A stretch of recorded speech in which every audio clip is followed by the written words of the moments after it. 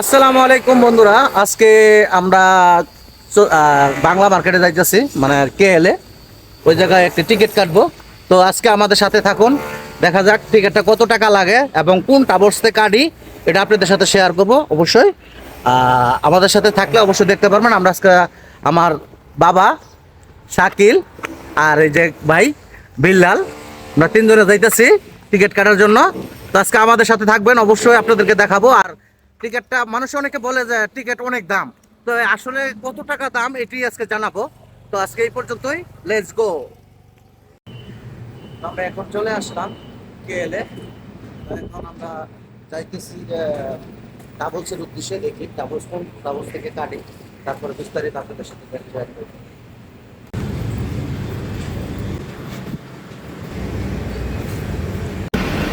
তো আমি চলে আসলাম এলটি ট্রাভেলসে। এখানে মার্চ বিমানের টিকিট কাটবো 1450 রিঙ্গিত।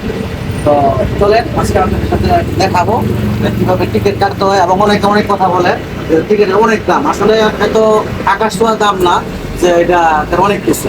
আচ্ছা, আপনি করে দেবেন।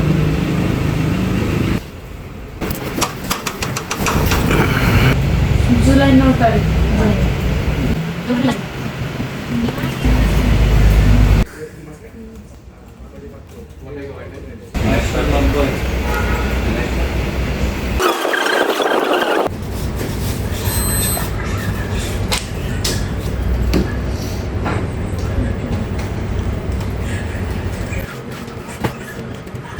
Manino, dentro de YouTube.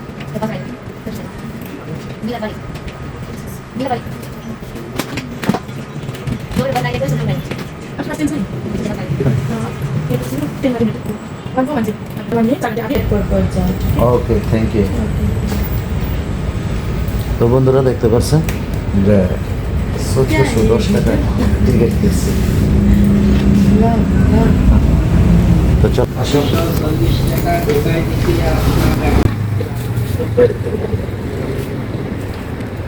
তো বন্ধুরা টিকিট কাটলাম 1410 টাকা দিয়ে। আপনাদেরকে দেখানোর কথা ছিল, দেখাইলাম। পুরা বুঝতে পারছেন যে মানুষে আসলে অনেকে বলে 2000-3000 টিকিট, আর আসলে এত টাকা না। মানে আপনি যদি মানে অতি তাড়াতাড়ি যান, দেখা গেছে 3 দিন 4 দিন আগে এসে টিকিট কাটেন, তো অবশ্যই একটু বেশি টাকা নেবে। আর একটু লং টাইম যদি একটু আগে এসে কাটেন, তাহলে কম টাকা নেবে। তো আমার সাথে একজনে ঈদের আগে যাইবো, তার 2800 টিকিট, তার টিকিটের দাম নিচ্ছে। তো এরকম করে গেলে অবশ্যই একটু বেশি। 4 বছর পরে যাইতেছি দেশে। তো কিরকম অনুভূতি আপনার আজকে? তো বন্ধুরা যারা ভিডিওটা দেখতেছেন অবশ্যই দোয়া করবেন যে 4 বছর পরে দেশে যাওয়ার জন্য রওনা দিলাম, যে ভালোভাবে যাইতে পারি।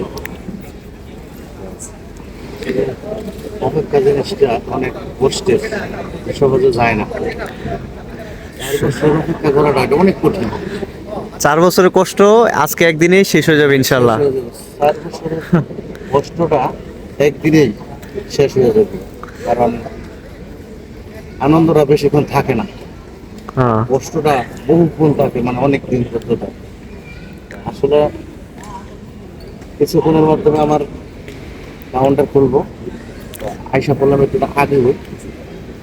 আজকে আমার সাথে থাকবেন, অবশ্যই দেখাবো যে আমি কিভাবে এয়ারপোর্ট থেকে ইমিগ্রেশন পর্যন্ত যাইতে হয়।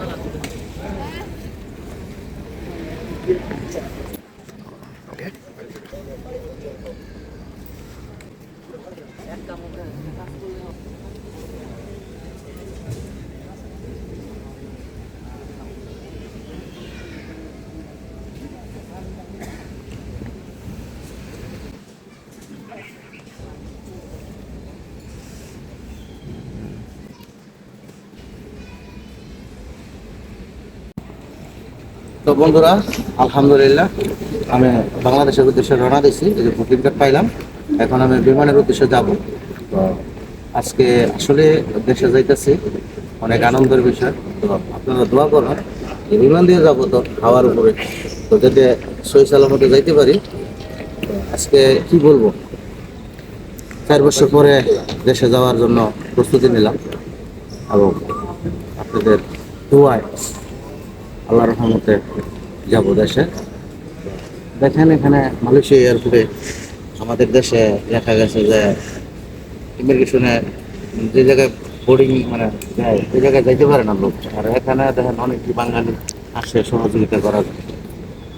ঠিক আছে, এই অবস্থায় কিন্তু আমাদের বিদেশের জীবনটা চলে। আর দেশে দেখা যাচ্ছে যে এয়ারপোর্টের ভিতরে দেয় না এইটুকু নাইলে, আর এখানে আমরা আইসা আরেকজন লোক সহযোগিতা করতে পারে, এটা কিন্তু দেশে হয় না। আমাদের দেশে এয়ারপোর্ট থাকলেও হয় না, আমাদের জন্য সম্ভব হয় না। কিন্তু এখানে এটা সম্ভব হয়।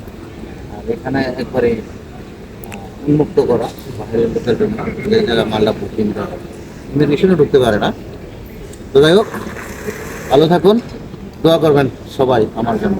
আল্লাহ হাফিজ।